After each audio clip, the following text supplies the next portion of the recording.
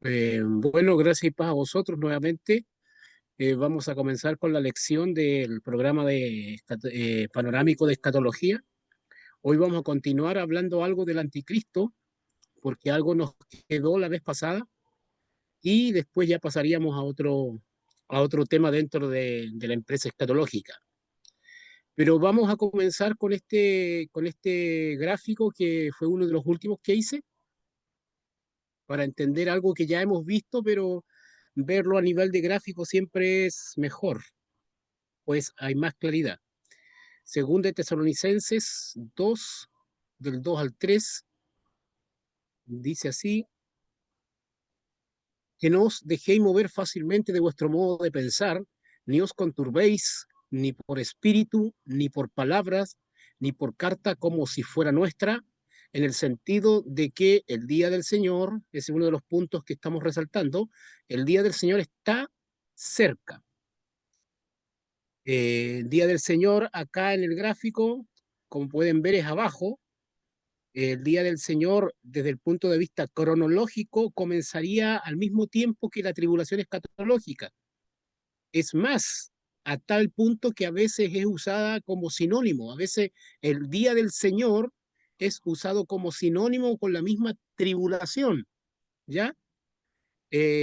No obstante, el día del Señor es más amplio que los 7 años de tribulación escatológica, porque el día del Señor, si bien es cierto, tiene que ver con la intervención de Dios en el tiempo para juicio.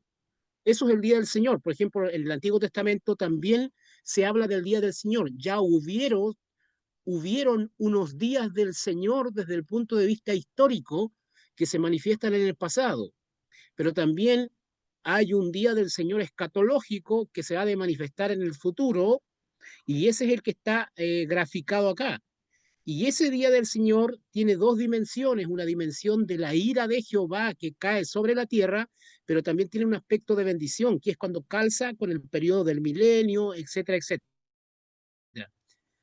Entonces, de acuerdo al gráfico, el día del Señor, acá donde está el cursor que estoy usando, comienza al mismo tiempo que la tribulación escatológica de 7 años, y continúa los 7 años, pero sigue y abarca el periodo del milenio. Esto es el Señor. Entonces, cuando el texto dice, eh, ni os conturbéis, ni por espíritu, ni por palabras, ni por cargo, si fuera nuestra, en el sentido de que el día del Señor, se debe pensar en esto que tengo graficado acá, en el sentido que el día del Señor está cerca. O sea, en los tiempos, el día del Señor está cerca. Nadie os engañe en ninguna manera, porque no vendrá, ¿qué cosa? El día del Señor, porque de eso se está hablando, porque no vendrá sin que antes, y aquí hay dos cosas que se habían de manifestar antes del día del Señor, sin que antes venga la apostasía. Si bien en el tiempo de Pablo ya había apostasía de un punto de vista intermitente aquí y allá en las iglesias locales, pero no se estaba refiriendo a ese tipo de apostasía, sino que a un tipo de apostasía que se iba a manifestar en los tiempos finales antes del día del Señor, una apostasía en singular. Si nosotros rastreamos la historia de la iglesia, vamos a encontrar apostasía en toda la historia de la iglesia, pero no se refiere a eso, se refiere a la apostasía escatológica desde los pies de Pablo.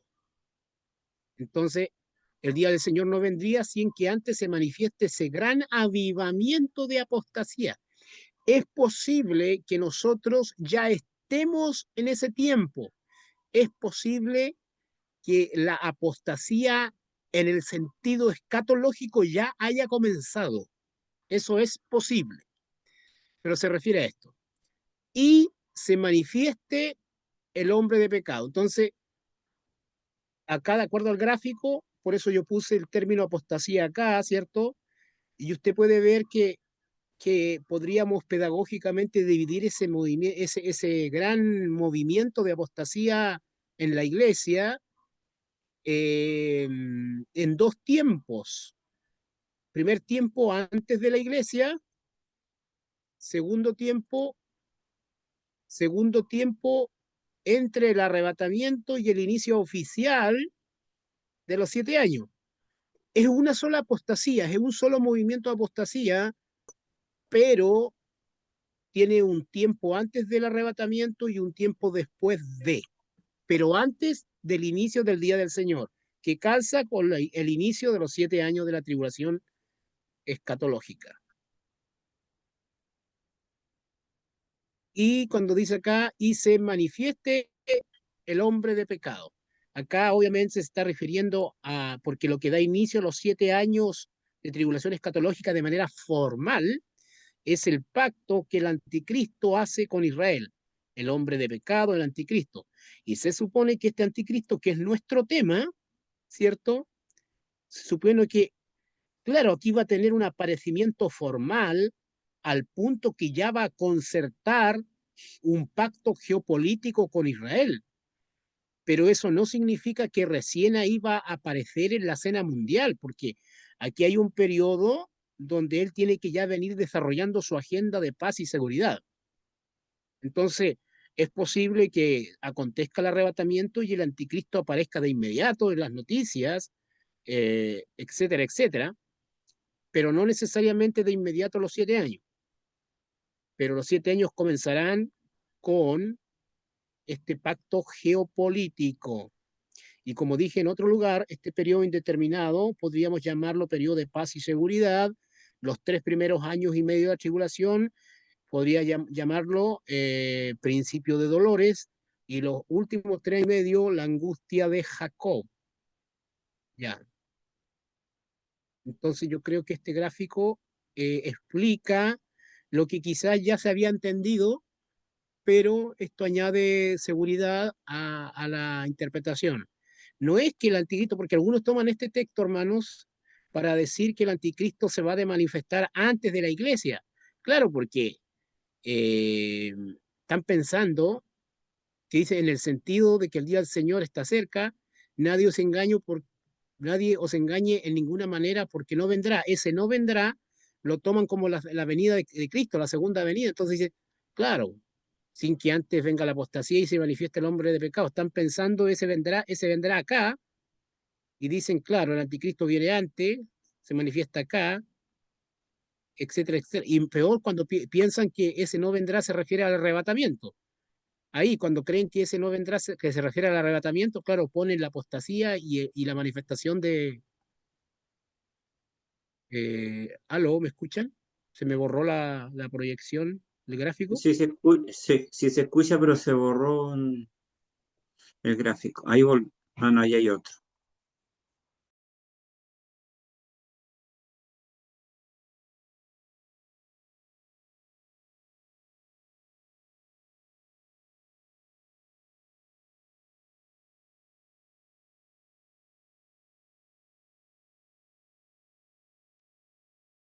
Se congeló el ciervo, parece.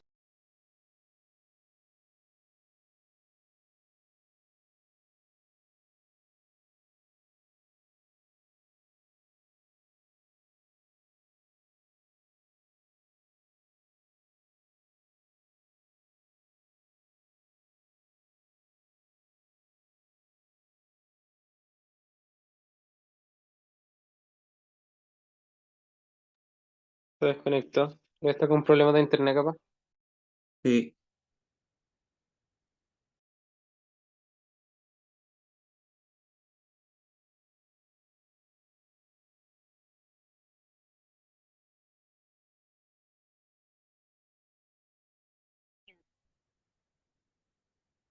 Hola, hola, ¿me escuchan? El sistema me arrojó para afuera. Ha vuelto otra vez. ¿En qué parte quedé, hermanos, para continuar ahí? M- m- Bueno, salió, la imagen salió, eh, esa salió de pantalla la imagen. Ya, pero ¿en qué parte de la explicación iba? Es que, claro, que algunos piensan de que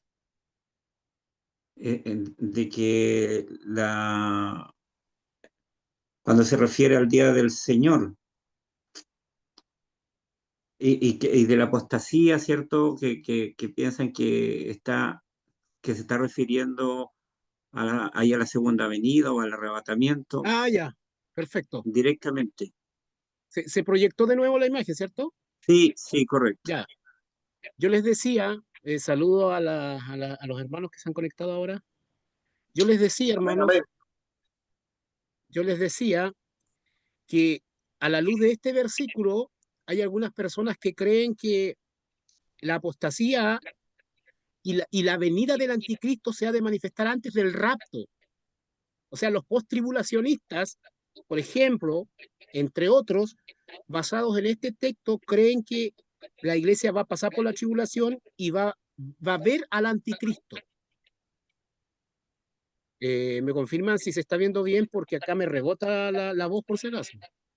Se Sí, se ve ve, bien se y se escucha escucha bien. bien. Ya, perfecto. ¿Cuál es el argumento de estas personas? Es que cuando leen la palabra porque no vendrá, piensan que ese es el rapto, ¿ya? Claro, y si ese no vendrá fuera el rapto, pongámonos en esa situación hipotética, tendría sentido porque dice, porque no vendrá sin que antes venga la apostasía, uno, y se manifieste el hombre de pecado, dos. Tendría sentido.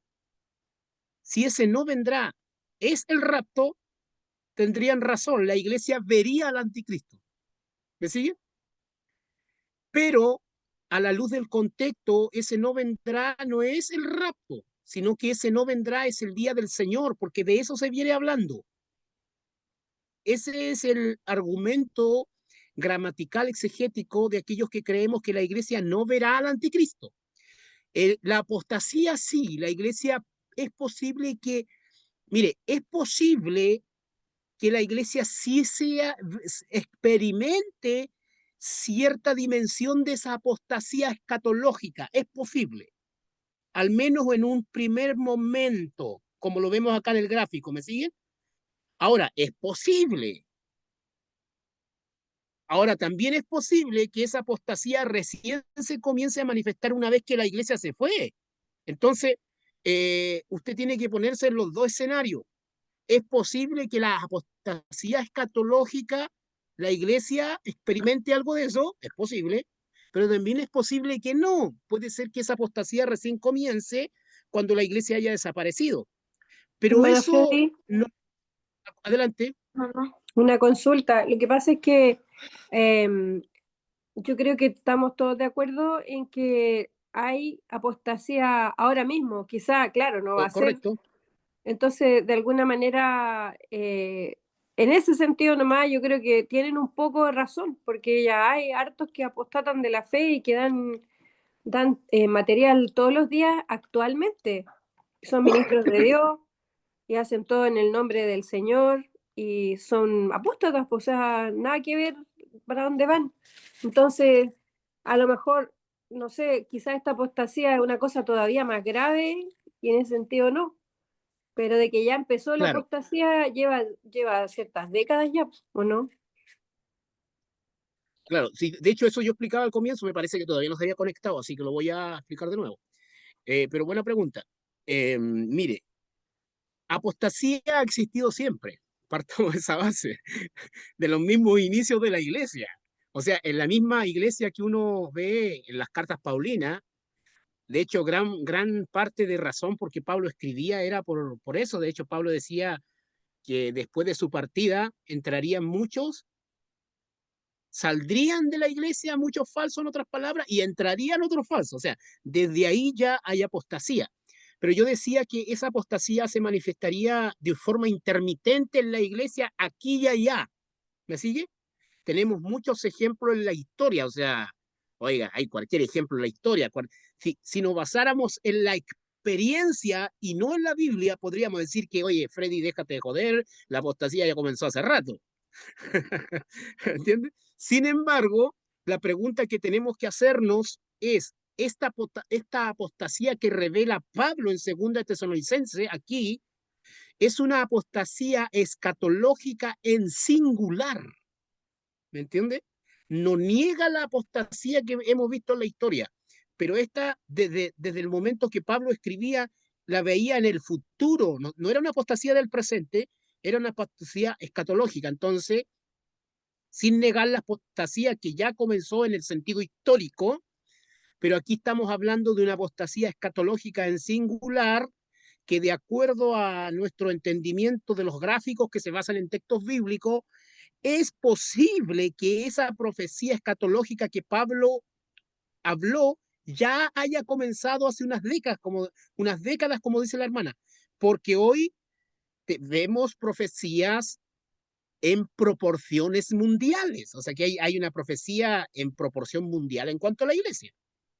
Entonces, es posible que ya la iglesia esté experimentando, por eso pongo esta apostasía pasada un poquito antes del arrebatamiento, porque es posible que ya haya comenzado. Pero no podemos ser dogmáticos, solamente decir que es posible que esa apostasía escatológica ya comenzó, y ejemplos tenemos de sobra para decir que sí, porque es cosa de mirar lo que está pasando en la iglesia. Pero también hay un segundo tiempo, digamos así, de la apostasía, que la que se ha de manifestar entre el arrebatamiento y el inicio oficial de la tribulación. Entonces es mejor ver esa apostasía como en dos tiempos, antes del arrebatamiento y después del arrebatamiento. Pero para efectos bíblicos escatológicos es una sola apostasía que se ha de manifestar antes del día del Señor. ¿Me siguen? Bien. Entonces, con eso no Sí, tenemos problema claro, mayormente, sino como este día del Señor, que es de acuerdo al gráfico que está abajo, también el anticristo se manifestaría antes del día del Señor, con la sencilla aclaración de que da comienzo justamente y formalmente a los 7 años. Entonces, entendido el texto desde esa perspectiva, todo calza, dijera Salfate, así que el arrebatamiento sigue siendo antes del aparecimiento oficial del anticristo. Ahora, hermano, si nosotros queremos ser como buscar la profundidad en escatología, este periodo intermedio que no sabemos de cuánto tiempo va a ser, que no sepamos cuánto tiempo va a descubrir, no significa que no pasen cosas, ahí van a pasar muchas cosas, porque ahí el anticristo va a tener que empezar a gestionar su agenda de paz y seguridad, va a tener que darse a conocer en el concierto de las naciones, porque nadie está diciendo que el anticristo va a aparecer de manera súbita y va a hacer un pacto con Israel, no, pues eso no entra dentro de lo racional. Obviamente que el anticristo va a tener un aparecimiento político en ese periodo intermedio. Ahora yo me atrevo a decir esto, pero esto es mi opinión, ojo, mi opinión, que no tiene por qué creerse, es solamente una opinión. Es posible que el anticristo ya esté en el escenario político mundial, y es posible que ya haya hablado por televisión. Ojo, esta es mi opinión. Pero la iglesia nunca va a saber qué es el anticristo. Eso solamente se va a descubrir después. ¿Me siguen el punto? Bien. Esa es mi opinión, pero al menos trato de que sea racional a la luz de estos datos bíblicos. Una de las cosas que dijimos la clase pasada es que el anticristo, hermano, tiene dos orígenes, por decirlo de alguna manera, un origen natural y un origen espiritual, o mejor dicho, sobrenatural. El anticristo tiene un origen natural y un origen sobrenatural. Desde el punto de vista de su origen natural, el anticristo hay teorías. Algunos dicen que va a ser judío, otros que va a ser gentil, eso ya lo vimos, otros que va a ser musulmán, ¿ya? Ese, pero de la perspectiva natural.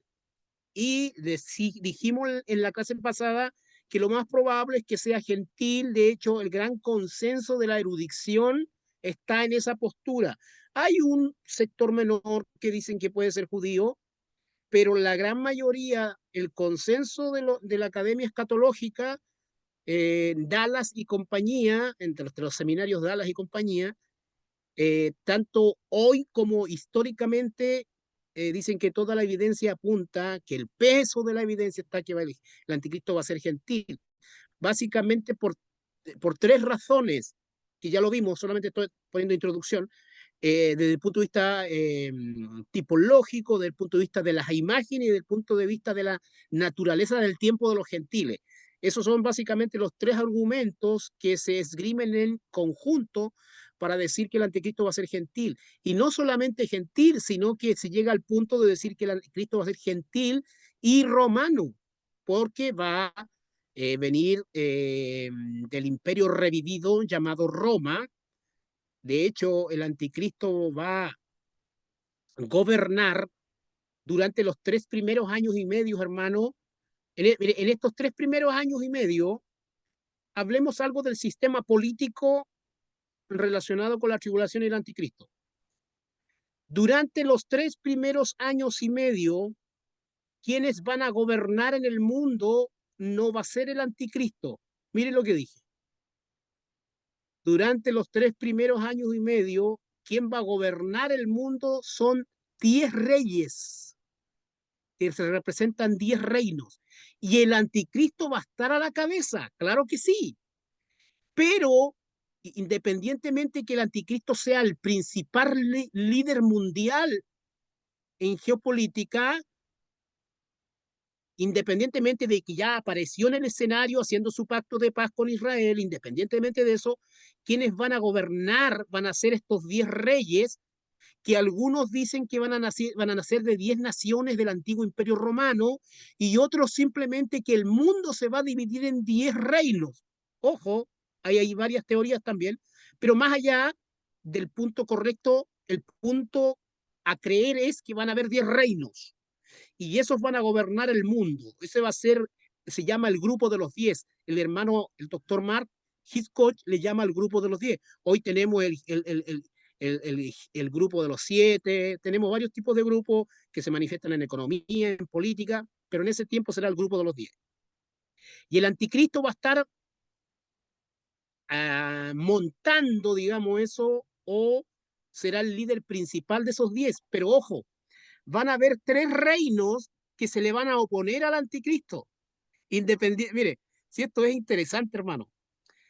De hecho, el hermano Arnold Fruchtenbaum dice que el, uno, uno de los factores que van a detener al anticristo en su gobierno total y absoluto van a ser 3 de esos 10 reyes. Y de hecho la Biblia habla que el anticristo acá, cuando esté a la mitad de la tribulación, dice que va a eliminar a 3 de esos 10 reyes, pero son los 3 que le hacen la contra. Y justamente eso calza porque si elimina a 3 que le hacen la contra de esos 10, entonces va a poder gobernar de manera absoluta, que es lo que la Biblia dice que va a acontecer en los últimos 3 años y medio, porque es durante los últimos 3 años y medio que al anticristo se le va a dar poder sobre toda tribu, lengua y nación. O sea, que esos 10 reyes que representan el gobierno civil mundial en ese tiempo, también van a frenar al anticristo en algún grado, en algún sentido. Si bien es cierto acá, quien detiene el aparecimiento es el poder del Espíritu Santo que obra en la iglesia, porque no vendrá, por ejemplo, el que detiene el misterio de la iniquidad, ¿cierto? Una vez que la iglesia es arrebatada, el anticristo aparece con su pacto, pero aun cuando haya aparecido no puede ejercer 100% el control porque hay 3 naciones o 3 reyes que se le oponen. Entonces, el sistema político gobernante durante los 3 primeros años y medio está en manos de los 10 reyes y el anticristo a la cabeza. Eso es lo que debemos entender. Pero en los últimos 3 años y medio, el anticristo gobierna con 7 reyes, pero ahí ya tiene poder absoluto. Entonces, hay un cambio en el poder político en los últimos 3 años y medio. Ahí será el dictador mundial, totalizador. Y de hecho, hermanos, es interesante ver que eso es lo que va a pasar en este tiempo en lo político. Hay un sistema político que se manifiesta en los primeros 3 años y medio y hay otro sistema político que se manifiesta en los últimos 3 años y medio. Desde el punto de vista religioso, mire, hemos hablado del poder político, desde el punto de vista religioso, hermanos, le quiero hacer una pregunta retórica, yo mismo la voy a responder, pero que los haga pensar. ¿Quién controlará el poder religioso durante los primeros 3 años y medio? Para eso hay que entender Apocalipsis capítulo 17. ¿Se acuerda que dice que hay una mujer que monta una bestia? O sea, esa mujer representa el poder religioso y la bestia el poder político. En otras palabras, no nos olvidemos que estos 10 reyes, esta bestia de Apocalipsis 13 y de Apocalipsis 17, ¿se acuerda que tenía 10 cabezas y de ahí salió un cuerno pequeño, etcétera, etcétera? ¿Quién gobierna políticamente acá? Los 10 reyes, el anticristo a la cabeza. Pero el poder religioso monta a esa bestia. O sea, hay una unión entre el poder político y poder religioso. Ya, pero en corta, digámoslo, durante estos 3 primeros años y medio, la iglesia eclesiástica religiosa mundial es la que dominará el poder religioso acá. Pero en amistad con el poder político. Ahí tenemos dos poderes. La iglesia eclesiástica. Pero acá en la mitad, nosotros sabemos que la iglesia eclesiástica va a ser eliminada por el anticristo y compañía. O sea, el anticristo la usa utilitariamente, el anticristo usa utilitariamente el poder religioso durante los primeros 3 años y medio. Hermano, Cuando llega, adelante. eso entonces, esa parte se refiere necesariamente a la Iglesia Católica actuando de manera como actúan ahora ecuménica, ¿o me equivoco? Mire, para ser exactos, más allá si es que es la Iglesia Católica Romana o no, lo correcto para entender a la Babilonia religiosa del capítulo 17 de Apocalipsis, Sí. obviamente el sistema católico romano va a ser parte, pero no se limita al sistema católico romano, porque es simplemente el poder religioso ecuménico mundial, que así como van las cosas, lo más probable es que el catolicismo gobierne eso. Papa anterior, que era muy... Como evidente. sí, no, y era muy gestor del ecumenismo, incluso en los símbolos más importantes como la Navidad, en todas las manifestaciones presentaba los símbolos de todas las religiones, pues hizo harto ecumenismo ese papa. Claro, y la Iglesia Católica, más allá de un papa individual, ojo, siempre ha tenido prácticas ecuménicas a través de la historia, ¿ya?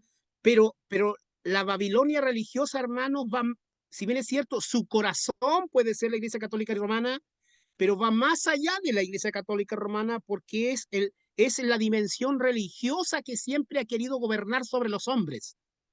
¿Me entiende? O sea, no solamente va a ser la Iglesia Católica, incluso las religiones paganas se adhieren a esto.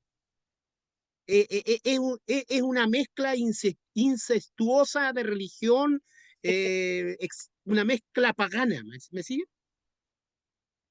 Ahora, lo interesante es que también esta Babilonia tiene hijas rameras.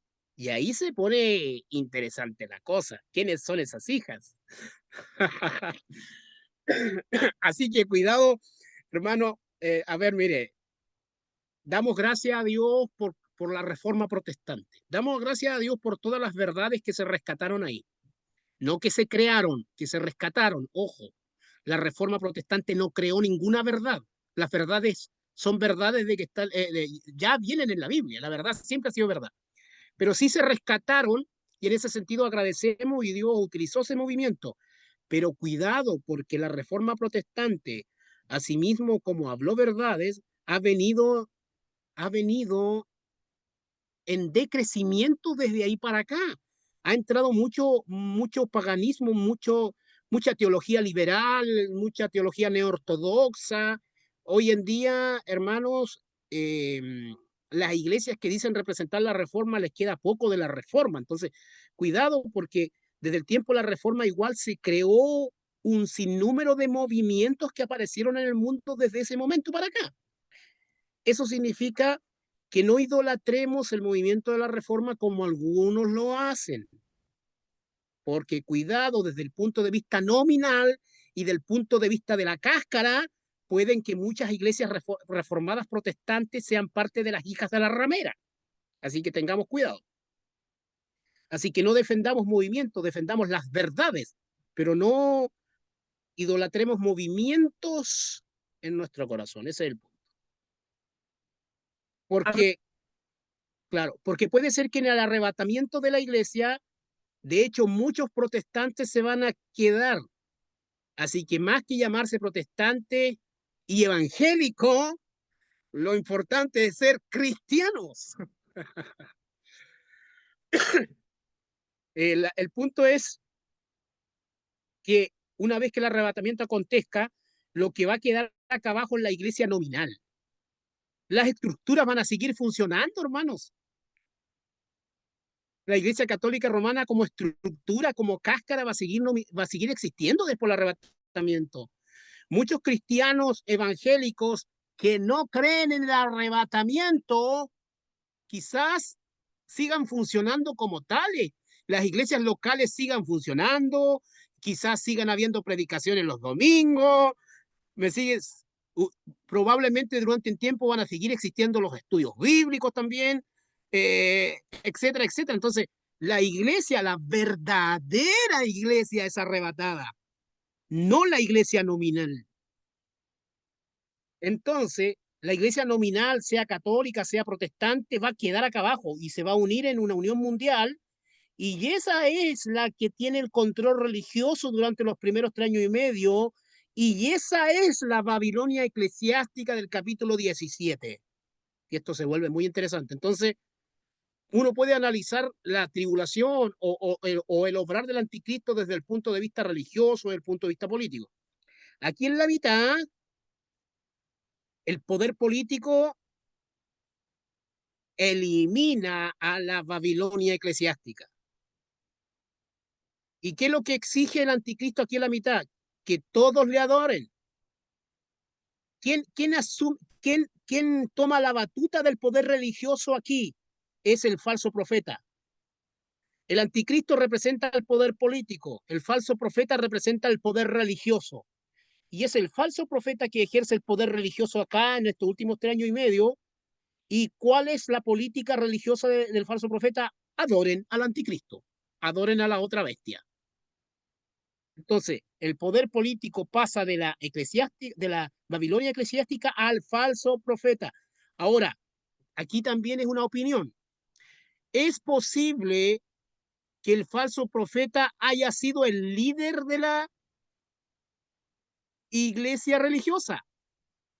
Ya es posible, pero que acá se una tanto al anticristo que traiciona a la propia religión que lideraba y ahora exige adoración para el anticristo. Eso también es posible.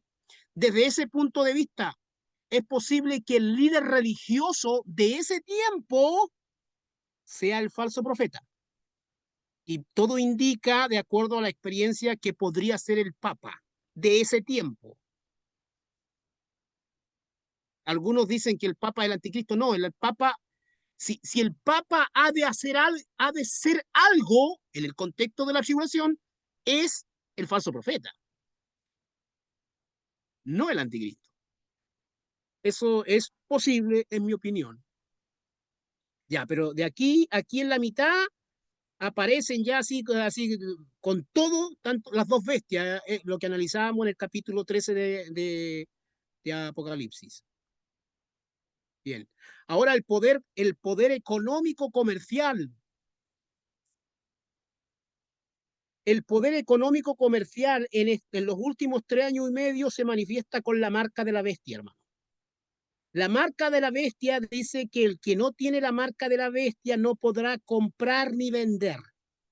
Y eso significa economía, comercio.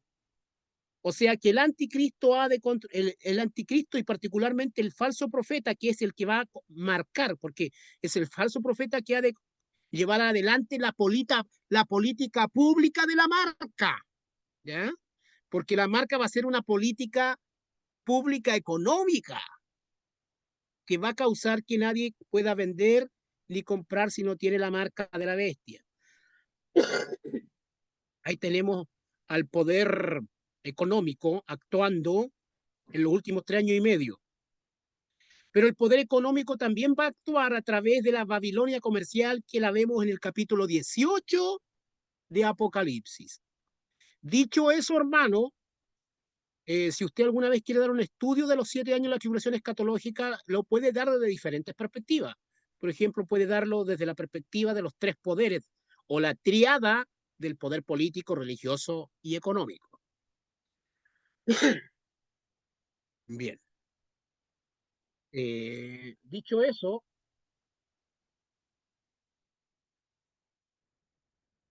hay algunos versículos bíblicos que quiero ver, voy a sacar aquí la pantalla. Algunos dicen que hay una teoría que dice que el anticristo va a ser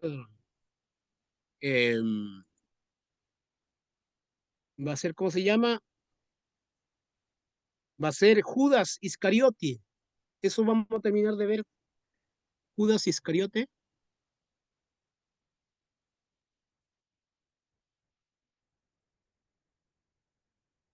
Estoy buscando para proyectar la Biblia, así que puede conversar mientras tanto, o hacer preguntas, comentarios. No sea tímido.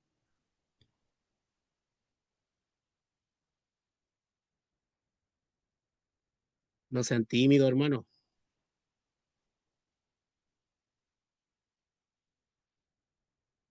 A ver, vamos a proyectar ahora. Me confirman si se proyectó. Yo creo que se está proyectando, parece.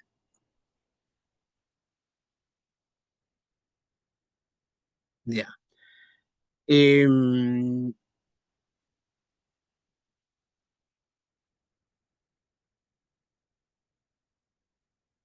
Yo les decía, hermanos, que algunos piensan que el anticristo puede ser Antíoco Epifanes, Nerón, y algunos incluso piensan que puede ser Judas, pero basándose en esto, mire. Vamos a Apocalipsis capítulo 11:7, si no me equivoco. Ahí está.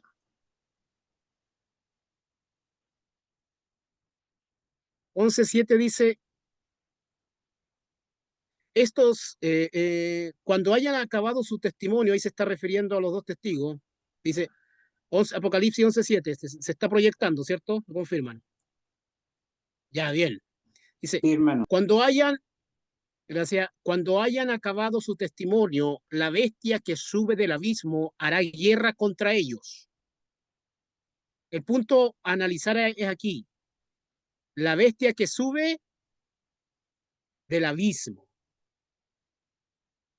Está claro que se está hablando de la bestia, se está refiriendo al anticristo. Desde el punto de vista del origen natural, ya dijimos que lo más probable es que sea gentil y romano, ¿cierto? Pero el origen sobrenatural es lo que queremos ver ahora.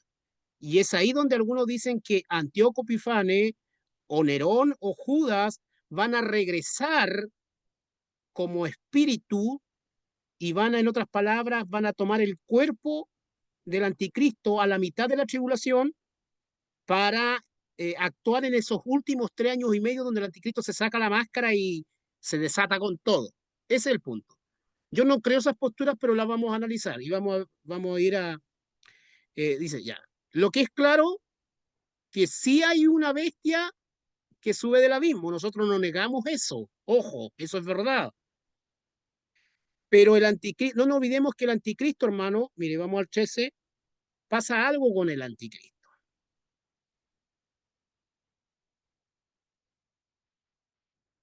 Capítulo 13, dice así. Me paré sobre la arena del mar y vi subir del mar una bestia que básicamente es el hombre imperio, el anticristo y su reino, que tenía 7 cabezas y 10 cuernos, 10 cuernos. A eso me refería adelante. y en sus cuernos 10 diademas, y sobre sus cabezas un nombre blasfemo, y eso ya lo vimos, y la bestia que viera semejante a un leopardo, y sus pies como de oso, y su boca como boca de león, y el dragón le dio su poder, y su trono, y grande autoridad. Vi una de sus cabezas herida de muerte, de eso estamos tratando. Esto está aconteciendo a la mitad de la tribulación escatológica. Pero su herida mortal fue sanada, y se maravilló toda la tierra en pos de la bestia. Ese es el punto. Algunos dicen que el anticristo realmente va a morir a la mitad de la tribulación escatológica, y otros que simplemente va a tener una enfermedad de muerte y va a estar a punto de morir, en otras palabras, y milagrosamente es sanado. Ya, sea que muera de verdad o que esté a punto de morir y fue sanado de manera milagrosa, cualquiera de esos dos escenarios, el punto está que la tierra se va a maravillar delante de la bestia. Ese es el punto. Va a tener un impacto mundial. No nos olvidemos que este hombre ya es conocido en los 3 primeros años y medio, que gobierna, pero no de manera total. La cuestión es, cuando supongámonos que el anticristo muera, de hecho el hermano Arnold Fruchtenbaum, él se adhiere a esa postura de que el anticristo realmente muere. ¿Eh? Hay otros como el hermano Ron Rhodes que dice que no, que el anticristo hace una pantalla nomás, una pantomima ahí para hacer creer al mundo que realmente murió, pero no murió. Ya, entonces significa que hay hombres serios que están en una u otra postura. Así que usted queda como tarea para investigue, y si tiene conocimiento, harta información, bueno, llegará en oración a alguna postura en ese punto usted. Yo ahí no impongo postura, pero sí digo lo que yo creo. ¿Es decir? La la cuestión es, hermano, que, ¿cómo se llama? Supongámonos que el anticristo muere realmente, pongámonos en el escenario hipotético. Si el anticristo muere, eso significa que el espíritu humano del anticristo salió del cuerpo. Pero nosotros sabemos que el anticristo sigue actuando los últimos 3 años y medio. Entonces, ¿quién es? ¿Qué espíritu está dentro de ese cuerpo? Y es ahí donde algunos dicen que puede ser Antíoco Epifanes, puede ser Nerón o Judas. O sea, Judas vendría del abismo, el espíritu de Judas vendría del abismo y se metería en ese cuerpo muerto del anticristo y lo restablece. Y eso sería una reencarnación, como comentábamos la vez pasada, y si es que fuera así, sería una excepción a la regla. Nosotros no creemos en la reencarnación, pero sería un caso tan aislado y único. Yo no creo eso, simplemente estoy diciendo que hay gente que cree eso. Eh, Ahora, la otra explicación sería, si es que yo creyera que el anticristo realmente muere, hermano, si yo creyera eso, yo creería más en que hay un espíritu anticristo que no tiene nada que ver con Judas o Nerón o Antíoco Epifanes, que son espíritus humanos. No, yo pensaría que sería un espíritu realmente demoníaco, un espíritu demoníaco, como en el tiempo ¿se acuerdan? En el tiempo de Pablo estaba el espíritu del anticristo, ya estaba actuando. O sea, un espíritu anticristo que viene del abismo y entra dentro del cuerpo del llamado anticristo y lo restablece. Si yo creyera en la muerte efectiva del anticristo, yo me iría más por ese lado. Y ahí yo evito la reencarnación, pero sí estaría de acuerdo que es un nuevo espíritu que restablece al anticristo, y justamente por esa misma razón se vuelve más fiero en los últimos 3 años y medio. Una de las razones. Ahora, ¿qué es lo que cree la gran mayoría de los eruditos más sensatos, diría yo? No, con eso no estoy diciendo que sean insensatos los otros, ojo, pero sí son posturas más sensatas, menos especulativas, sería mejor, ahí estaría haciendo un mejor uso del lenguaje, menos especulativa. Es que el anticristo realmente no muere, esa es mi postura actual con la iluminación que tengo, pero sí tiene una herida mortal como de muerte, no de muerte, sino como de muerte, a tal punto que un poder sobrenatural obviamente lo sana y eso impacta al público mundial. Ahora, lo que el público mundial sí está leyendo es que básicamente resucitó, eso sí es claro. Sin embargo, yo pienso que sí hay un espíritu bestia que sube del abismo, pero hay un espíritu humano del anticristo. Yo no niego el espíritu humano del anticristo, ¿me siguen? Eso es lo que quiero que entiendan. Para mí, el anticristo es un hombre, pero que es poseído por un espíritu bestia que viene del abismo. ¿Me siguen? Es como la posesión que nosotros conocemos hoy. Puede un demonio poseer a una persona, pero el espíritu humano sigue estando en esa persona. Ese es mi punto. Eso significa, ¿por qué, hermanos? Porque el anticristo ha de él va a tratar de reemplazar o tratar de imitar al Mesías verdadero. No nos olvidemos que el Mesías verdadero, Cristo sí tiene un espíritu humano, pero al mismo tiempo es Dios. ¿Me está siguiendo? Entonces nosotros en la cristología ortodoxa que nosotros creemos es Dios hombre. El anticristo va a ser algo semejante, espíritu humano y espíritu que sube del abismo, ¿me entiendes? O sea, va a ser un hombre y una bestia, hombre bestia.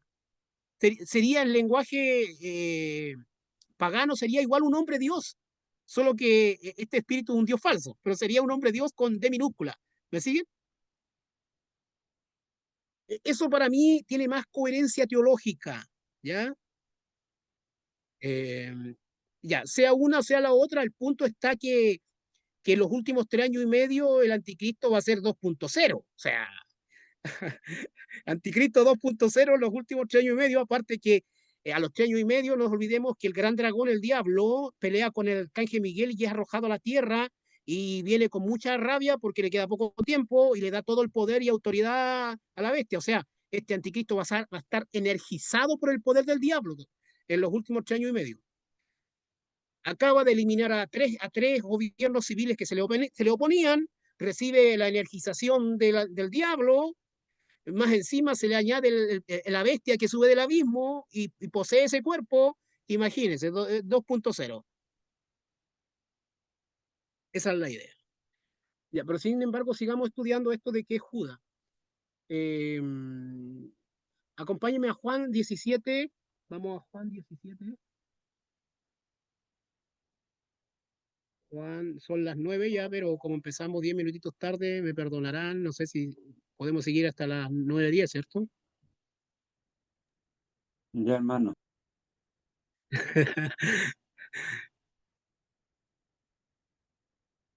Ya, Juan 17:12.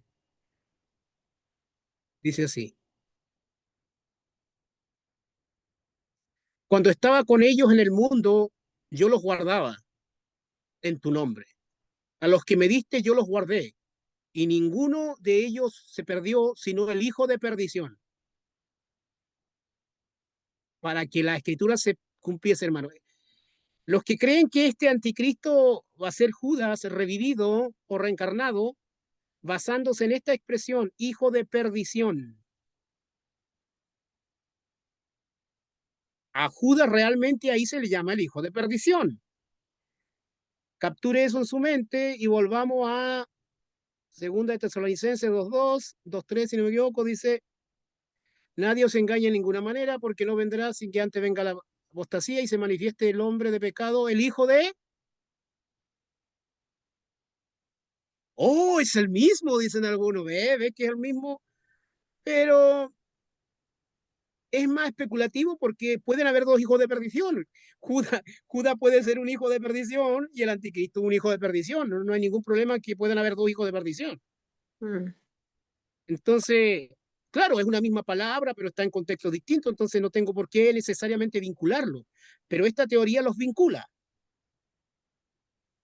¿Ya? Sigamos. eh, Juan 6:70, mire, vamos a Juan 6:70, 71.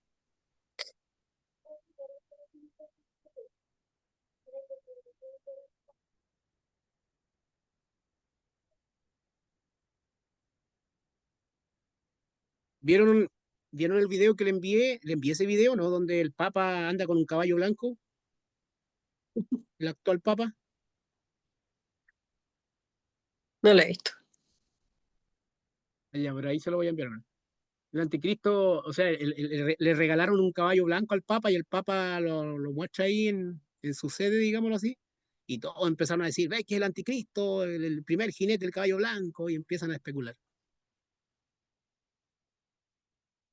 Eh, y el 70 y 71 dice así. Jesús le respondió, ¿no os he escogido yo a vosotros los 12 y uno de vosotros es diablo? Se estaba refiriendo a Judas, obviamente. Entonces los que se dieron esta teoría dicen, es diablo, pero hacen conexiones especulativas, porque eh, claro que el anticristo es un diablo, eso estamos claros, pero, no, pero es la misma idea, o sea, no porque coincidan palabras significa que sean lo mismo. Creo que es muy especulativa la teoría.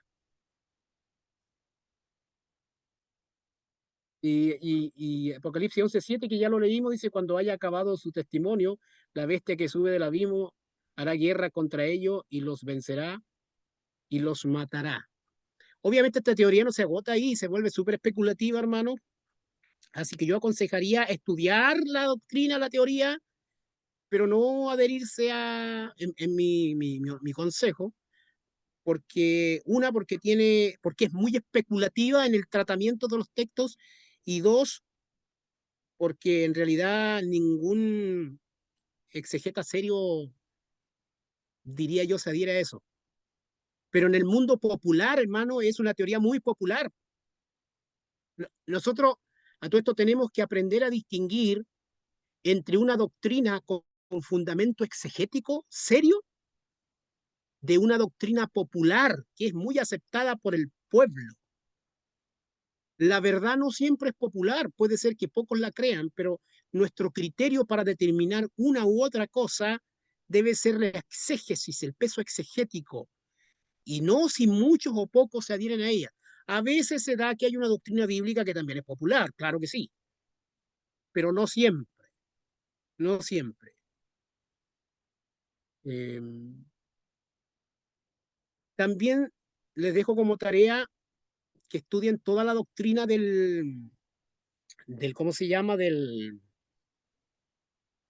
si el anticristo va a ser musulmán, porque hay algunos doctores serios que se adhieren a esa postura. Yo creo que no, yo creo que es gentil, como le dije, pero al menos esgrimen cosas novedosas al respecto. Se basan más en la escatología musulmana que en la Biblia en sí misma, pero, o sea, para mí es una postura más lógica que teológica, porque uno si pensara simplemente en los criterios lógicos, racionales, claro, el Islam está avanzando con todo y lo más probable uno dice que de ahí venga el anticristo. O sea, alguien podría decir, si yo tuviera que apostar, diría que es musulmán, pero es más razonamiento lógico que bíblico. Eso no significa que el razonamiento bíblico no sea lógico, ojo. Yo no lo encuentro tan lógico. Sí, Perdón. no, yo igual pensaba lo mismo, hermana, pero cuando uno empieza a conocer los argumentos, se vuelve un poco más lógico, porque Hermano tienen Freddy, harto ¿ya? ¿no podría ser un gentil musulmán? Es que, es que sí, por ahí empiezan las lógicas, esa es una de las lógicas, claro, porque un musulmán sí es gentil, po, sería gentil, ¿Pero quién va a bajo esa engañar lógica. siendo musulmán? Más engañaría A haciéndose... los incrédulos. o sea, a lo A la mejor iglesia no. al Partido Comunista a lo mejor, pero digamos, Ah, oiga, a todo eso, gracias porque me gatilló algo que me olvidé de decir. El sistema económico de los últimos 3 años y medio va a ser un sistema económico comunista, sí, po. porque va a ser una política centralizada. Cuando dice que el anticristo no va a totalitario. permitir que se compra ni se venda si no tiene la marca. Eso es una perspectiva centralizada de la economía, y quien aboga por ese tipo de economía son los de la izquierda. Sí. Pero yo creo, hermano Freddy, que tendría que ser alguien que se gana la confianza del mundo cristiano, que es como mucho más preponderante en términos religiosos mundiales, y por ende no tendría que ser alguien tan estigmatizado como musulmán, que de inmediato todo el mundo los identifica con terrorismo, como que de inmediato generan anticuerpos, por más que hay algunos progres que los defiendan a los musulmanes, pero tienen tan mala fama ya que yo digo, se para ahí un musulmán y ¿quién le va a decir, ay, sí, tú, te aplaudo? ¿Quién? Mire, sí, sí, sí, entiendo. Aquí voy a hablar netamente de la lógica geopolítica, ¿ya? Mm, Punto uno, punto uno, lo que usted dice es razonable. Justamente por la misma razón es razonable que pudiera ser un musulmán. Yo no creo eso, ojo, estoy poniéndome cuestiones hipotéticas. ¿Por qué? Porque uno ve un musulmán y piensa en bomba y en terrorismo. Eso es lo claro, que piensa, eso es lo que piensa Occidente de un musulmán, ¿ya? claro, Más allá de que sea cierto o no, ese es el prejuicio que puede ser claro. correcto de Occidente. Ya, la cuestión es que se imagina que de repente, que el punto está aquí, hermana, es para firmar el pacto de paz. Ese es el punto. Se Sí, imagina que, se imagina que de repente aparezca un musulmán que todo Occidente cree que es bomba y terrorismo, pero el mundo esté tan colapsado en cuanto a la guerra que el mundo esté pidiendo paz y seguridad. ¿Me entiendes? En ese contexto geopolítico mundial estamos, porque estamos sí. entre el arrebatamiento y el inicio oficial. Entonces, de repente que dentro de ese caos político mundial, los musulmanes no se calman, están matando, matando, matando, matando, matando, matando, y de repente aparezca en el escenario político musulmán con una agenda de paz y seguridad. ¡Wow! Sería Sí, apetecible geopolíticamente hablando. Estoy simplemente tratando de razonar. sí, sí. Eh, entonces, o sea, si estamos todos tirándonos de los pelos en el mundo, y el causante son los musulmanes, y de repente aparece un líder musulmán que los musulmanes le siguen más encima, y que él viene con una agenda de paz y quiera más encima pactar con Israel. Oye, sería lo que todo el mundo espera, po, que se calmen estos diablos, po. Mm, ¿Entiendes? pues, Entonces, sí, no, no, yo mm, no digo que creamos en ello, de hecho no, yo no creo en eso. Creo que tiene poco peso. Cuando uno estudia bien esta doctrina, tiene poco peso que sea musulmán, pero sí. sí, ¿cómo se llama? Es sabrosa la doctrina, más que bíblica, es sabrosa. Mire, cuando uno actualmente ve los países donde se persigue el cristianismo, por ejemplo, hablemos al tiro de China, ellos cuando, como son comerciantes hacia todo el mundo, ellos se plantean así como súper blanqueada su imagen, pues ellos nunca salen al exterior como nosotros los persecutores de la iglesia cristiana, para nada. Ellos igual tienen como una iglesia, entre comillas, oficial, por supuesto que la tienen totalmente intervenida, seguramente quienes dirigen esa iglesia deben ser miembros del Partido Comunista, por supuesto, e incluso el texto bíblico también lo tienen alterado, entonces a mí me parece que eso es bastante de anticristo, yo creo, así como ser un engañador, po, una persona que transgrede, pero que también trastoca, así como que tuerce, se mete así como en la médula y corrompe, igual que un cáncer. Igual lo mismo que hace el socialismo, porque es como que se mete en la célula de la persona, o no sé, del razonamiento, del pensamiento, de la cultura, se mete ahí y de ahí tiñe todo lo demás y después cuesta tanto sacarse todas esas manchas, ¿no? Entonces yo creo que, yo más bien creería que un chino, un chino comunista, o alguien así, ¿no? Alguien como que también con esta estrategia así como de totalitarista, estrategia totalitarista. Yo me acuerdo también, hermano, no sé, po, cuando uno estudia la biografía de Hitler, que era un don nadie, que salió de entre medio y que todo el mundo lo quiso porque significaba el que los iba a librar de los judíos que estaban hasta acá, digamos, los alemanes más, digamos, defensores de la raza y toda esa cosa que empezó a emerger como idea, que hoy día es una locura, pero que en ese momento ya la gente cansada de convivir con una cultura que no les gustaba y que se sentían abusados por ella, empiezan a comprar la idea de que realmente eran la raza pura y todo el cuento de Hitler, y finalmente van y lo ponen ahí. Entonces, yo pienso que si fuera musulmán ya sabríamos quién es, o sea, ya habría como alguien popular, pero gozan de tan mala fama los pobres, y por el contrario, como que todo el mundo le rinde pleitesía a los chinos, ¿se da cuenta? Todo el mundo quiere comerciar con ellos, nadie les enrostra todas digamos, las violaciones a los derechos humanos, como llaman los humanistas. Nadie les dice nada, y es porque llevan la batuta en lo que es comercio, que es lo único que le importa al dios Mamón aquí, y no les hacen nada. Los chinos no tienen eh, ninguna, ¿cómo se llama?, sanción en los organismos internacionales. Entonces, más me tinca así como alguien experto en ser totalitario y en transgredir los valores cristianos para engañar a las naciones. Eso creo yo, hermanito. Sí, es que sí, pues, hermana, sí, más allá de quién sea, nosotros creemos que es gentil, pero más allá de quién sea, Mm. el anticristo es un experto en el arte del engaño. O sea, no nos olvidemos que recién se saca la máscara a los 3 años y medio, ahí se saca la máscara. Antes es lo ideal, lo que todo el mundo deseara.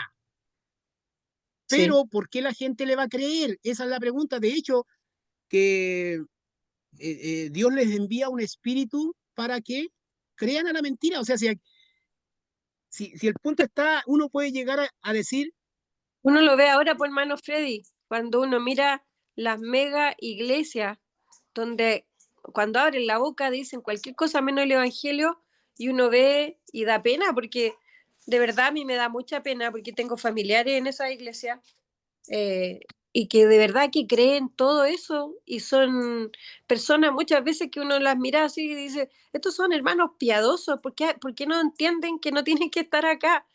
Y yo en este momento, por ejemplo, yo estoy orando porque yo digo, Señor, ¿cómo no van a poder tener un poquito de luz para decir, ya basta? Como muchos de nosotros, a lo mejor, no sé si mis hermanos, pero a nosotros nos tocó estar en la misma iglesia y tuvimos que decir, ya basta, porque esto no es bíblico, simplemente. Entonces, imagínense el poder de engañar a personas que incluso pueden ser, pucha, yo no sé, no me atrevo a decir que no son hermanos. Tengo la esperanza que sí sean y que se aburran, pero tanto les dura el engaño, décadas les dura el engaño, hermano, y no se eh, eh, salen. lo que pasa, hermana, es que nosotros mismos, pues, si nosotros mismos antes creíamos en un evangelio por obra en la práctica, pues, y de repente Dios nos iluminó por su gracia. Oye, la salvación es por gracia. Es lo O sea, que, claro, no solamente en el discurso, sino de verdad, pues. Hoy lo sí, vemos fácil nosotros, pero en su momento estuvimos bien engañados también, pues. sí, por supuesto. Y por eso es que uno tiene la esperanza de que nuestros familiares, no sé, nuestros amigos, nuestros antiguos hermanos, de donde venimos todos, tengan también su momento de darse cuenta. Pero uno ve el poder del engaño, porque ¿cómo puede ser que los tengan tan seducidos década tras década, y cada vez reuniones más multitudinarias en lugares más caros, porque a donde se ponen a hacer iglesia es una cuestión, estamos hablando de millones, por Oye, hermano? ahí uno se da cuenta que no es algo netamente racional, pues hay algo espiritual detrás. No, claro, no. O sea, es un espíritu de engaño. Yo ahí veo al anticristo al tiro. Todavía no está, no, Es no que, está. es que ese es el espíritu del anticristo, po. Si el Sí, espíritu po. del anticristo está actuando antes del arrebatamiento, está actuando el misterio y la iniquidad. Pero Sí. imagínese después, po, viene No, claro, recargado. sí, no, sí, me queda claro que lo que estamos Eh, estudiando es el recargado, pero algo claro, se ve como que están ensayando. claro, mire acá el texto que tengo. Inico cuyo advenimiento es por obra de Satanás, con gran poder y señales y prodigios mentirosos y con todo engaño de iniquidad para los que se pierden, por cuanto no recibieron el amor de la verdad para ser salvos. Por esto Dios les envía un poder engañoso para que crean a la mentira. O sea, si Dios envía el poder engañoso, ya está listo la cuestión. Ahora, obviamente van a haber salvos también en la tribulación. Bueno, hermano, eso sería, podemos seguir hablando del anticristo y vamos a seguir hablando cuando tratemos los otros temas escatológicos, porque todos estos temas se solapan, ojo. Así Hermano, que antes que se vaya, eso último que dijo, ¿cómo a usted se le ocurre tirar una bomba y salir arrancando, pues, hermano Freddy? ¿Qué ¿cuál fue lo bomba, que... po? ¿Cuál de todas? recién dijo algo, dijo, van a haber algunos salvos, y la otra vez dijo que esos que van a ser salvos van a ser judíos. Usted me está diciendo, porque uno siempre cuando era cabro y estaba recién en la iglesia decían, 2 estarán moliendo en un molino, 2 estarán durmiendo muy tranquilos, la canción de la escuela dominical por hermano Freddy, uno se irá y el otro quedará, ¿cierto? Entonces ya, ahí uno pasaba soñando y con miedo de, oye, ¿dónde está mi mamá? Ay, ¿dónde está mi mamá? Y pensando que a lo mejor el Señor se la había llevado, ya. Entonces, seguro que van a estar ahí todos disgregados nuestros hermanos que se van a quedar donde no me quiero contar yo, por supuesto, ya, y van a estar ahí. Y en ese momento usted dice, ¿esos van a ser salvos? No. Yo dije simplemente que en la tribulación van a haber algunos salvos. No dije que los que negaron la verdad y se quedaron van a ser salvos. No, porque no son puros que negaron la verdad, pues se supone que los que se quedan no son puros que negaron la verdad. Es que los que potencialmente van a ser salvos, los que no negaron la verdad. ¿Me sigue? Y eso es lo que manifiesta Apocalipsis capítulo 7, donde le pregunta el texto bíblico, ¿y estos quiénes son? Le preguntan a Juan. Y Juan decía, básicamente no sabía, y le respondieron, estos son los que han salido de la gran tribulación de toda tribu, lengua y nación. De hecho, hermana, el gran avivamiento evangelístico mundial no es parte del periodo de la iglesia, es después que la iglesia se haya ido. Pero Dios va a enviar 144.000 judíos que serán evangelistas en potencia. Podríamos decir solamente como ilustración, Gigi Ávila será así delante, como evangelista me refiero, ante esos 144.000 sellados que Dios los envía por el mundo. Y esos son los que predican el evangelio del reino, y Dios salva multitudes. De hecho, durante la tribulación escatológica va a haber un gran avivamiento mundial de salvación como nunca antes se ha visto. Amén. A eso me refiero yo, que van a ser salvos. Pero los que negaron la verdad, los que se negaron a creer la verdad y la rechazaron una y otra vez, a esos hay juicio para ellos. Porque a eso Sí. Dios les envía un espíritu para que crean a la mentira, crean el discurso del anticristo. Es fuerte, pero no es que Dios sea malo, lo que pasa es que ellos negaron la verdad, pues, se resistieron a la verdad. Amén. Dios es justo. Dios hasta el momento los tolera y les tiene paciencia. Sí. Hasta ahora todavía podríamos decir que tienen chance, pero cuando el arrebatamiento se manifieste, lo siento. Sí. Amén. Así que eso lo vamos a seguir viendo, hermana, más allá. Son ya, yo encantado que haría con usted haciendo una vigilia, ojo, pero tengo que, el pastor acá, de hecho ya me está pisando los callos. Bueno, hasta aquí quedamos, hermano, ya pasaremos a otro tema. Ahí les voy a mencionar el tema por WhatsApp y le voy a enviar material para que vean la doctrina del musulmán, que también es muy sabrosa. Gracias, Solo hermano. sabrosa. Bueno, hasta aquí quedamos. Maranata, Cristo viene, y pastor, usted cuando quiera nomás me Ya, hermano. saca de en vivo. Así que chao. A todo esto, chao, hermanos. Cualquier Chao, consulta chao. por WhatsApp. Bendiciones. Chao. No, Freddy, muchas gracias. Bueno, Bendiciones. Chao. Chao, bendiciones. Bye. Chao, bye, bye. chao, hermanitas. Bye.